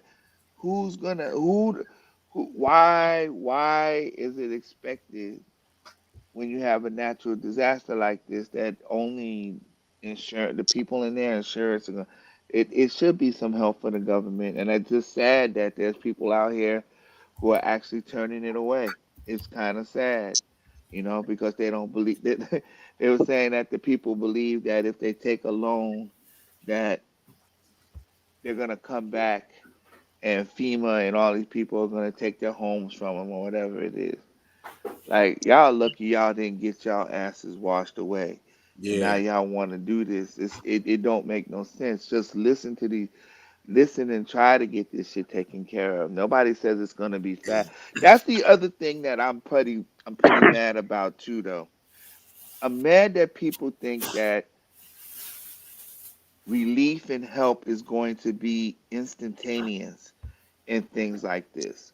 And that's really the wrong attitude to take. Do you realize? We all know it took only a second It should, for it all should this be stuff to go away, but it it should can't be come like that it fast. It should be can't. it should be layered in tiers, right? And Tier what they're one should trying to be do. evacuation. Okay. Let's see. We should already have emergency funds set up to get people who cannot afford to get away, relocate them to a safe place. Makes Right. sense. Makes Step sense. two, if we can, let's fortify what we can fortify and secure whatever structure that we have, whatever infrastructure that we can make sure we can That should stabilize. shelter in place, and I'm sure they already had that in plan. Right. But you're right, Jay. You got that. Step That's working too. step three, Tier 3 is after the storm hits, let's assess what we have and hit the most viable things necessary. Step You just 4, described, yeah, you just described major emergency procedures, Jay. You're right on yeah, track. You're right on track. because look, I used to be an EMT, so I know triage. This is the first thing you got to do. You know what I'm saying? You breaking down the Yeah, triage no doubt, no situation. doubt, no doubt, no doubt. Hold on.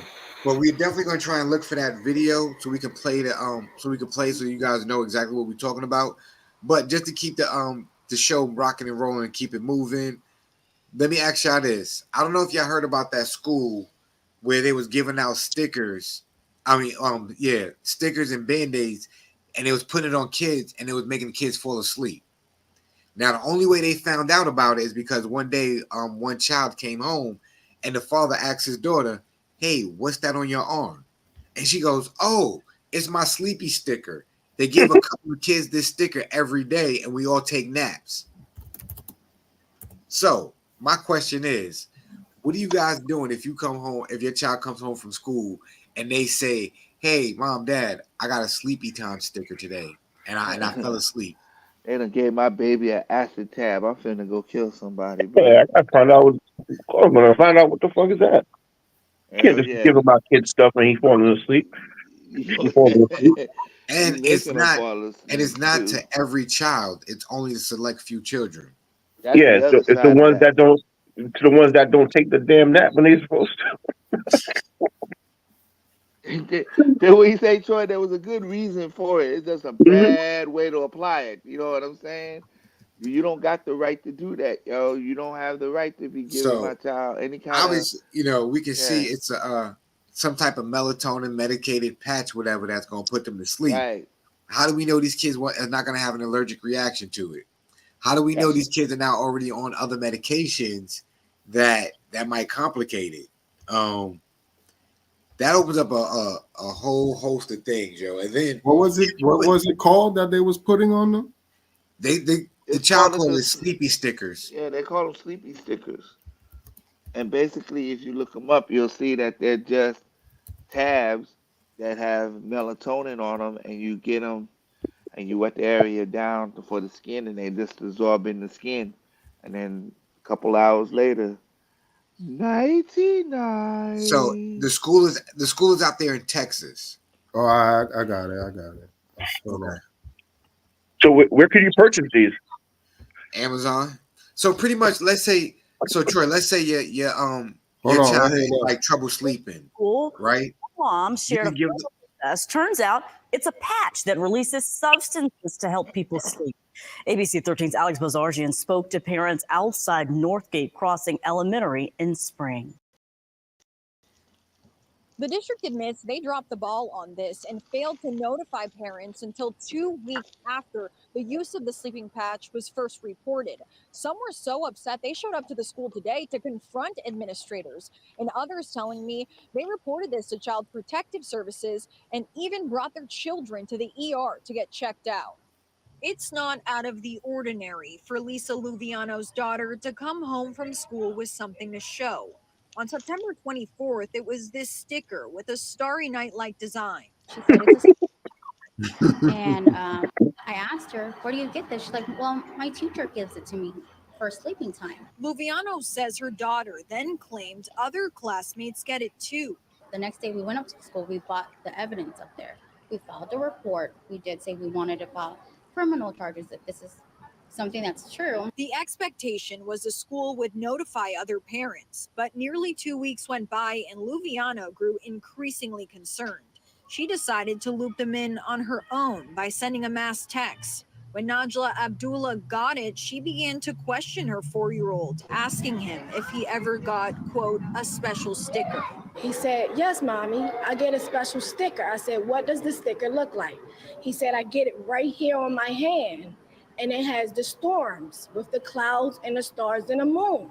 Formal notification from Spring ISD came today, exactly 2 weeks after Luviano reported the incident. In a statement to ABC 13, they said they were aware of allegations that 2 staff members allegedly administered sleeping supplements to students on September 24th. They went on to say both have been placed on administrative leave pending an investigation. Now all the parents are here. We want answers. You know what I mean? ABC 13 caught parents confronting an assistant superintendent for the district outside the school today. We later spoke with him and another administrator who called the district's delayed communication a, quote, failure. Luviano and her husband, Joseph, want to see criminal charges come from this. We've been doing this to our kids. They ain't no telling what the side effects are in the long run. The district has not identified the 2 staff members under investigation. Parents now questioning how long this went on and if it goes beyond just special stickers. My trust was broken by this teacher that we've opened our hearts to. In spring, I'm Alex Bozargian, ABC 13. That's wild. That's Texas, no bad sticker though. It got the stars and shit on it.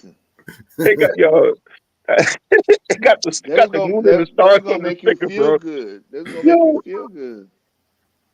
Wow, you would almost think I could see the. We giving out sleepy time stickers, yo. No, you gotta love when black people tell stories. She was like, "It's here in my hand, mommy, right here." You know, she had to be graphic and break it down, yo. Oh man. So how many? So you think those 2 teachers going to jail and they're gonna Oh, they getting in trouble. And they're gonna snitch on everybody else? It won't be snitching because they'll be telling. They have to tell it all, but there's gonna be a lot of people. I actually, there might not be a lot of people, but whoever it is that's involved in it need to have their asses handed to them. Listen, the principal's going to jail. He don't got no control over that. For being made aware of it and still not doing nothing for 2 weeks. That's what I'm saying. A lot of them people that's negligence. That's negligence. That's negligence. So that's pure negligence. You're right. That's pure negligence. Yep. In jail without no bail. In jail. Shit, all them parents is gonna get paid. Now you're gonna have parents gonna fuck it up for the ones that deserve it. Talking about, yeah, my kid got the patch too. Tell them what they did to you with the patch. Patches on my chest, and they put them on my nipples. Like they gonna be making shit up, man. Oh man, yep. Yeah, but that's their fault for not handling shit. But yeah, you know, there's gonna be some parents talking about, I need you to tell when we go to see these people today. It's gonna be the lawyers, but you know, kids, we're gonna see these people. You tell them everything you did. Like, mama, they ain't put no patches on me. Yes, the fuck. I told you what the fuck. I told you. Had that little nigga saying all types of shit. Troy, real fast, because we just did your segment that you brought up, the Battle of the Classics. What are you picking, Juice or Above the Rim? Damn.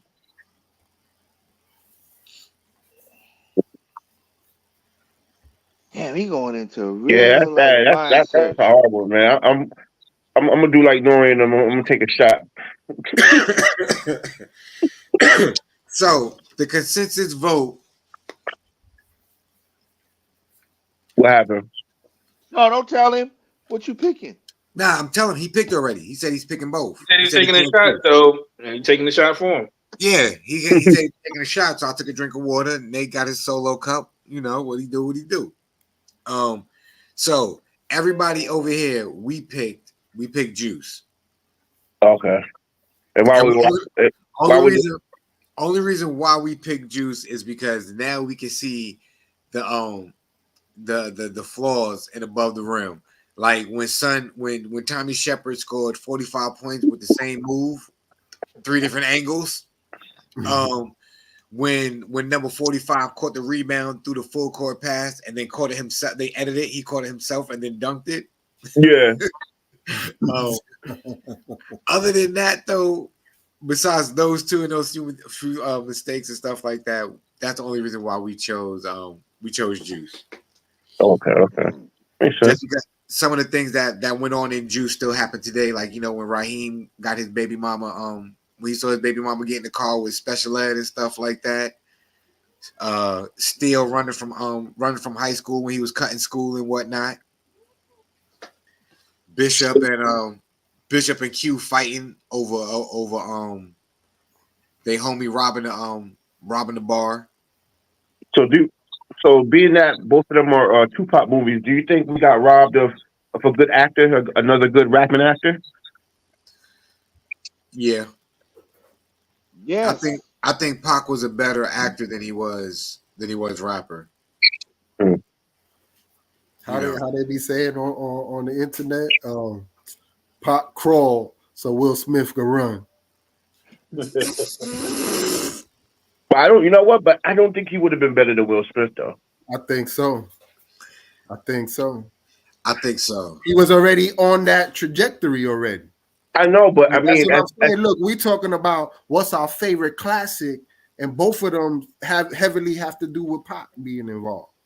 Yeah, I know, true. But what I mean is like on a big like, could you see Pop doing Bad Boys, like shit like that? Could you see him in iRobot? I mean, I say but I like don't this: think we could have, because they were gonna groom him to be able we're gonna have to to do give him that. time to Because mature. before he died, he was Baby Boy was him instead of Tyrese. Yeah, but that's what I'm saying. I could see him in those kind of roles, though. You know what I'm saying? But I'm talking about like Baby Boy was kind of different from So from remember that movie he did with whatchamacallit? He did Gridlock. That's the that one was with trash. Tim Roth. That's the one with Tim Roth, right? Yeah. That's the one I was getting ready to bring up. He did that one. He did an excellent part. And there was in that. another one he did with Mickey Rourke. That wasn't gang related, was it? Yeah. So they was kind of grooming him to be a different kind of actor, to get away from that thug street image. And because he was a cop. He was a cop in like two of them, I think, in two movies. Yeah. He wasn't gang related. Yeah. I mean, he was a dirty cop, but he was a cop. Him and James Belushi. Yeah, that's why Layla Vachon was in there too. Yeah, so they had him lined up with some heavyweight actors and stuff like that. So I definitely think they would have groomed him to be the megastar that Will Smith is or was. He probably would have been right there with they him. would have threw him in and took this nigga out instead of Fredro. It would have been Pac and fucking being Moesha boyfriend and shit like that. And to think he already had those roles when he was on A Different World with Jada Pinkett in there. You go. You see what I'm he saying? had already done all that already. He had shown that he had a comedy. He could do whatever he needed to do as an actor. He had that already. So I think that as great. That thug image was just an image. You know what I mean? I think he knew how to sell records. He was definitely an entertainer, and I think being a thug was just he knew how to bring in dollars, yo. That's what hip hop was about. That was his downfall, you think, right? All that. Because a lot of people say he didn't start acting like that until after being Bishop and Juice. They said something happened in Bishop and Juice that just changed his character a lot. And he took that from the movie screen into real life. But I hate when they say that though, because like, what the fuck was he doing that makes people say that? The way that the character was thugging. You know what I'm saying? He said they was like Pac really wasn't thugging like that. But what was he doing that made people think he was thugging in real life? Because he just having beefs with like Biggie was his real life friend.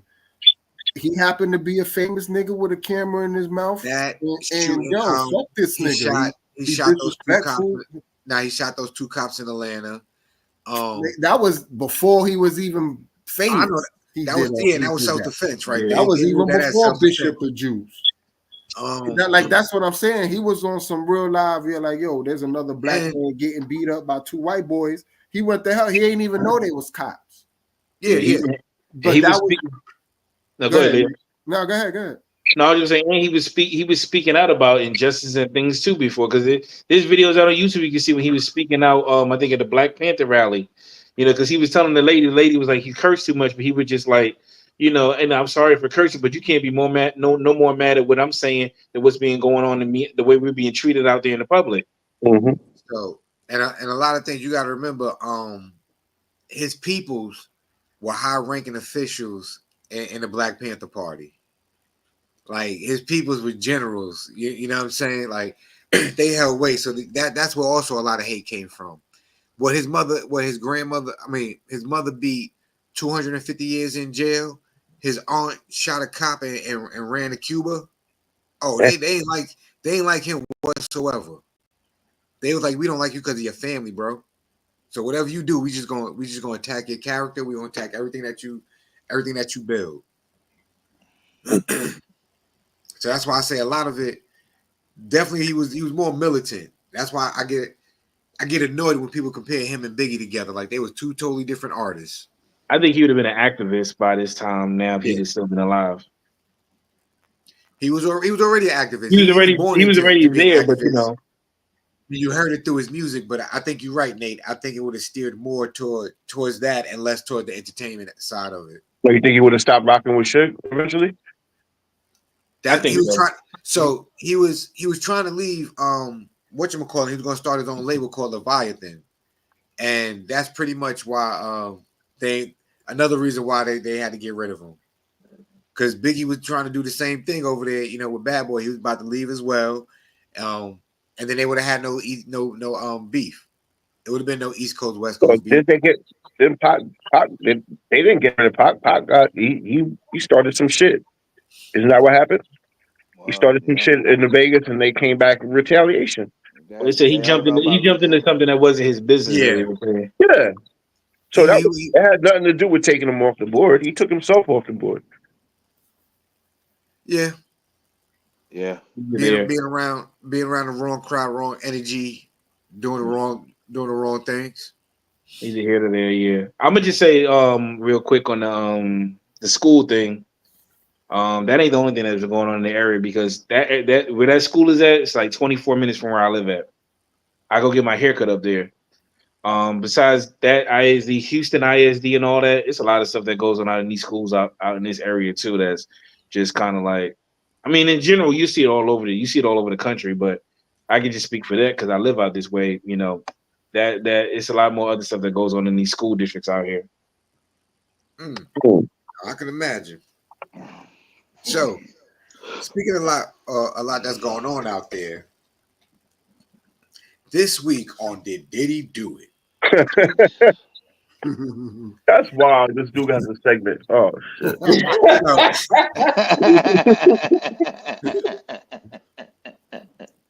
Yeah, Trey, it's mad funny because whatchamacallit just said the same thing. Leo was like, "Yo, how does Diddy have his own segment now?" Crazy. But, so y'all got any extra news, any extra topics on this Diddy situation? I mean, we did say that the only extra thing that we wanted to add was that his soon-to-be cellmate R. Kelly, his daughter had came out and put out a statement and said that she accused R. Kelly of harassing and sexually, Sexually wrestling molested. her and molested her too. I seen So, they just gonna get ready to add more chunks to this thing, or, like you said, that they'll probably, if they don't find enough evidence, he'll end up coming back and chewing her a brand new. He just gonna tear her ass up for being evil to him. So if it happened, I feel bad for her though. I feel bad for her if it did happen, because you know it's never good, especially by somebody you're supposed to trust, your father. If I don't know if he's the real dad or stepdad, but it's kind of scary to imagine, bro. You know, there's some that say Diddy should have been allowed bail, especially with like what Weinstein did or whatever. And it's sad that they're saying Diddy never really technically was ever convicted or for anything on record. So like he should have been allowed bail. I mean, I guess they got more or whatever they found. That's what their reason is. Personally, he not gonna get convicted about having freak off parties with consenting adults. Nobody care about that. But if you're doing the sex trafficking, sex with minors and stuff like that, and the Cassie joint, maybe they'll still try to stick something to him because a lot of people like she took the money and she still stuck around, but maybe trying to bribe the hotel person, they might try to throw that in there. That's what they're gonna really try to get him on. But him and a bunch of other people deciding they want to fuck each other in the butt or whatever they want to do, they Wow. And that's how they trying to spin it too. Like, oh, why he getting in trouble? Sipping that yak. Oh, talking about but you see the videos of with Mace. I don't know if y'all saw. They had an old video with Mace and Cam with Big Les. Oh And they yeah, they talk about yo, when you hear about all this shit now, it is too funny. He's like, rap for me. Why don't you rap for me? Dude. Yeah, something definitely happened with them. Oh man, Diddy done did it. But until he actually gets convicted, or if he gets convicted or whatever, everything is just thrown out there. Same thing like you seen Trump has so many indictments, but I ain't see him in no orange jumpsuits or nothing like that. So until you actually see anything, everything is just speculation. If he's in an orange jumpsuit, we'll never see him. That nigga will turn invisible. So Trump was just indicted. He wasn't charged with nothing. He wasn't charged. He was charged. That nigga has 34 counts of fucking illegal action. That they found him guilty on? No. 34 counts. Oh yeah, just charges though. Not them not charges. That nigga is a felon. He was found guilty. He was found guilty? Yes. But still allowed to run for the president of the United States. Hey, listen to me, y'all. That's the whole point of why all this shit is bullshit. And everybody's like, why did they push it and why they let it go?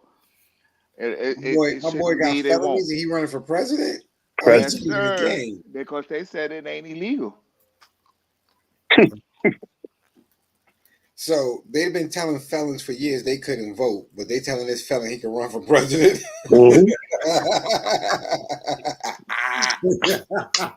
That's crazy. Jamal couldn't even finish that shit without. If Obama had one of those charges, it would have been a wrap. Just one. Y'all gotta realize if that was anybody at any other time, any other person, they would have been disqualified. They would have kicked them out. But yet, it's this orange clown who they thought was a businessman and knows how they could do and then take over a real fucking a celebrity. He is nothing but a celebrity, and they really touted him as the real deal. That's the only reason why. And look, he got half a country to follow his ass, and that's the crazy part about America. But this motherfucker is a known goddamn fraud. He's a charlatan, and we they jacked still up follow him. when one of our whatchamacallit candidates got a felony running for president, and the other one talking about she cleaned collard greens in the tub. Hey, Uncle, does this presidential race make you feel like when Schwarzenegger and Gary Coleman were running for governor in LA? I mean, it's in California. It feels like the same. Yeah. Yeah, and an adult star, Mary Carey. They were all running at the same time. What I find is then Jesse the Body Ventura won. Yeah, he won in Minnesota. Yeah, I know. I'm just being funny.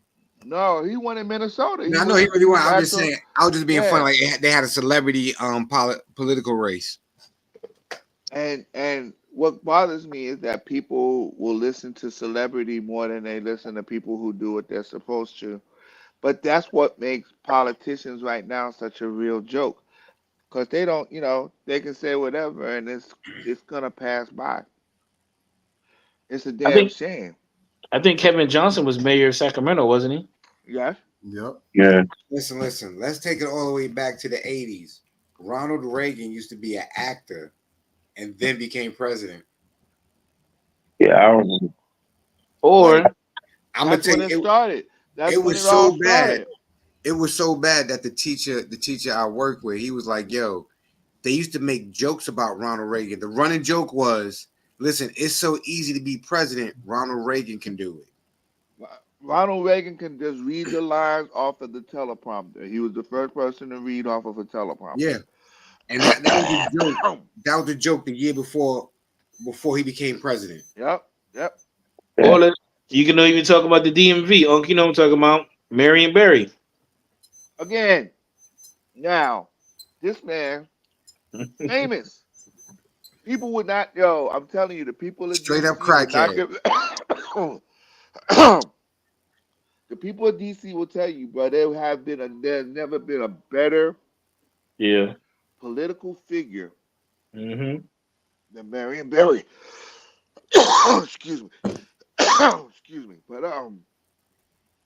yeah. But this man was on camera.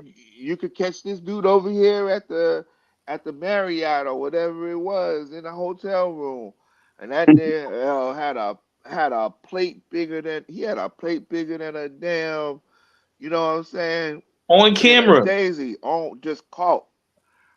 Face full of goddamn snow. Smoking right. Smoke out. He out there like this. You look up, see the camera. Whatever. Keep it moving. Hold on there just a minute. Hold on. Don't interrupt me while I'm working. But the 70s and 80s wasn't drugs was like nothing, right? And he kept getting reelected too. Then he just got reelected to like the local wards or whatever. He was still part of the community. But a lot of people will say because of him, they got them summer jobs and stuff like that. He got all them summer jobs. He started putting other things in place that was breaking things up. He was giving them an opportunity to vote. Said, I'm a functional fiend. I do my best work when I'm high. Let me cook. Hey. Let me cook right now. And but they again, he took care of DC, yo. People will tell you, there hasn't been a better person for the DC community than Marion Barry. Yeah, full-blown crackhead. All this shit, full-fledged. He said, I can fix this shit. Mm-hmm. My name is Tyrone.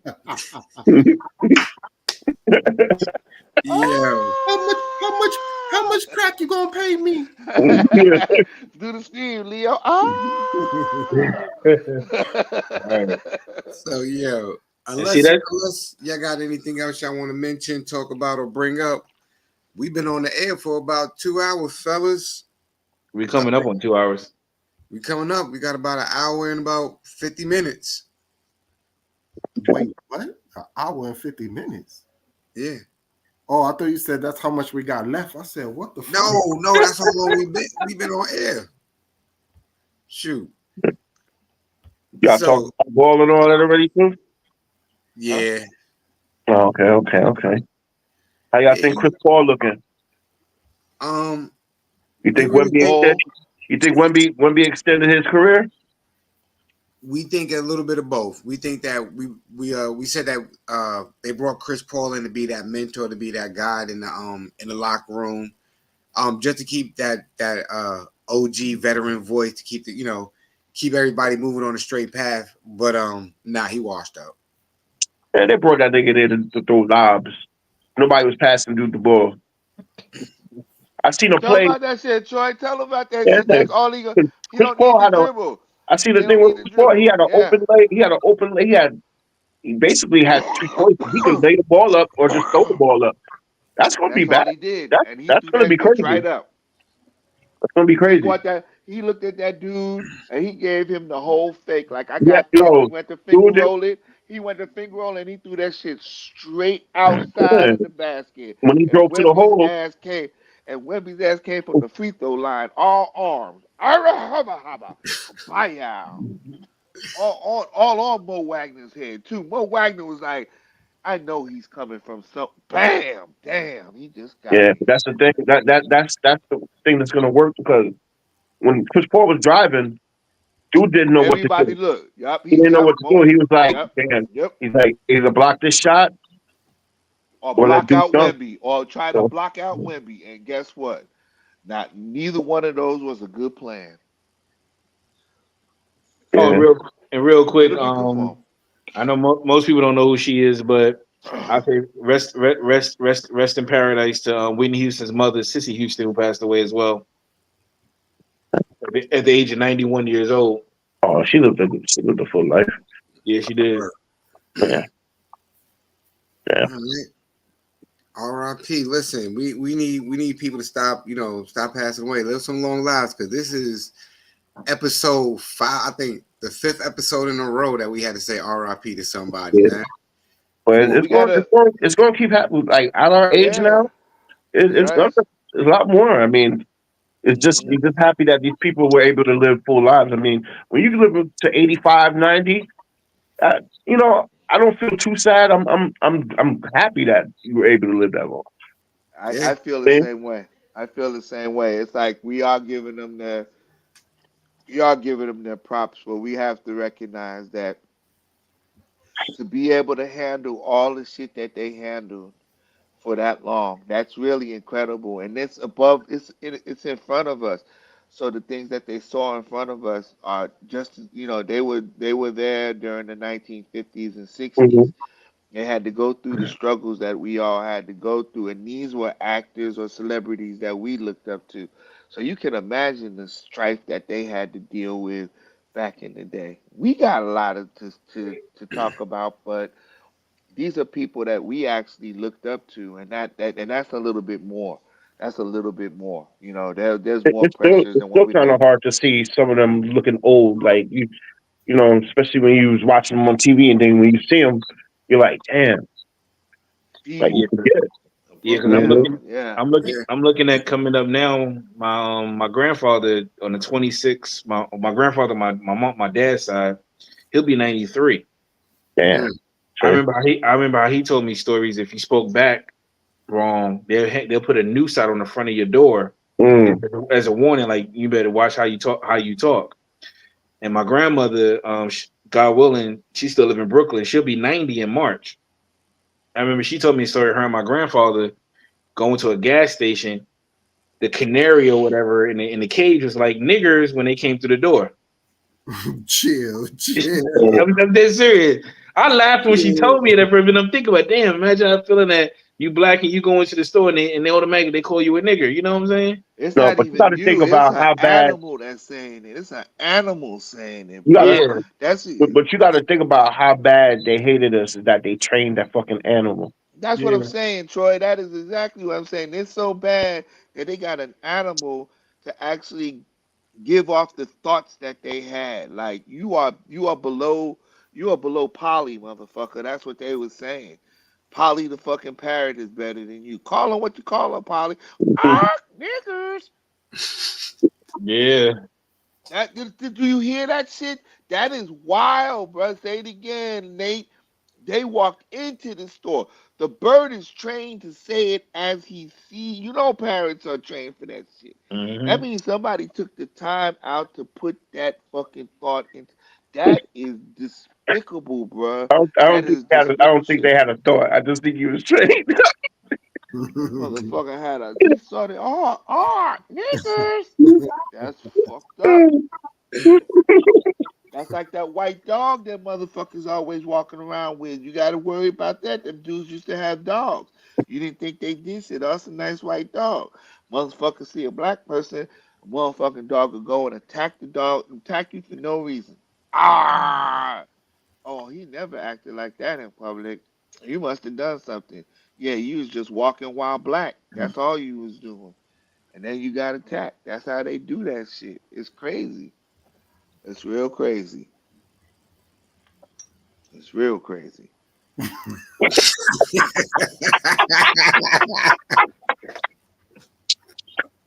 Yo, I try to not look at Troy, and as soon as I look at that, So, yo, Leo, I'm glad. Listen, I'm so glad that somebody's finally else No, is picking up on it. I was looking at Jamal's face. I mean, he got the help it no more. Nah, I'm not looking at. Don't blame me, Troy. It's you. Nah, It's you. yo, I look waiting for something like, yo, oh man, Yo. I know whatchamacallit is going to timestamp me. So we at 1 hour and 54 minutes, y'all. yeah. What y'all wanna tell the people before we get up out of here? Nate, what you got for the folks?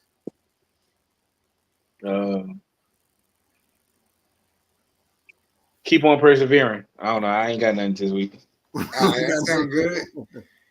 Yo, what you got for us this week before we get up out of here? Interesting football weekend, y'all. Dallas versus Detroit, but the game of the week is not got to do with anything with a D in it. No Diddy. Yo, Baltimore versus Washington this weekend. That's gonna be a good. Yo, we can laugh. I don't like it, but I'm gonna say this might be the most interesting game of the football season this year. It's gonna Now, be Uncle, some good stuff. I'm not laughing because remember I lived in the DMV, so I'm just thinking. I know the whole dynamic between Baltimore, DC, and all that. That's why I just said, It's gonna be because crazy, they bro. already talking shit It's already up there. madness going around, bro. And I'm telling you, the Commanders think they got something for these mugs, and Lamar and what's his name, Derrick Henry, plan on walking up in this joint and making shit Yo, this gonna be a good game, man. I'm kind of looking forward to watching it. This gonna be entertaining. So if you ain't got nothing better to do this weekend, check out Baltimore and Washington. It should be a good football game. Nice. Yo, I would Troy, never what you? I would never promote that shit any other time, y'all. Really, I wouldn't. I would never promote that shit. But I want to give props. I mean, Jaden Daniels is really playing good football for the Commanders. Lamar and Derrick Henry are really doing work. Looks like Baltimore's back on track. It should be some good. This should be some good football. Nice. Troy, what you got for the people? Not much. No, stay safe. All right. Leo, what you got for the folks out there? I saw I saw some shit on social media. That shit literally made me start crying laughing, yo. The shit goes. It goes, do crackheads say I can't get high today because I'm broke? No, they make it happen. Don't let a crackhead hustle harder than you. Yo, I saw that video. I saw the video where the young dude was talking, son. That video is hilarious. Matter of fact, you're going to have to say that again. That's how we're going to close the show out real fast. Yo, all I got to say is be cool how you be cool, man, and flow like water. Leo, hit him with that one more time, yo. Oh, man, hold on. That shit goes. Do crackheads say I can't get high today because I'm broke? No, they make it happen. Don't let a crackhead hustle harder than you. Yo, on that note, we out of here. Don't get out hustled by a crackhead, y'all. Peace. That nigga said a crackhead.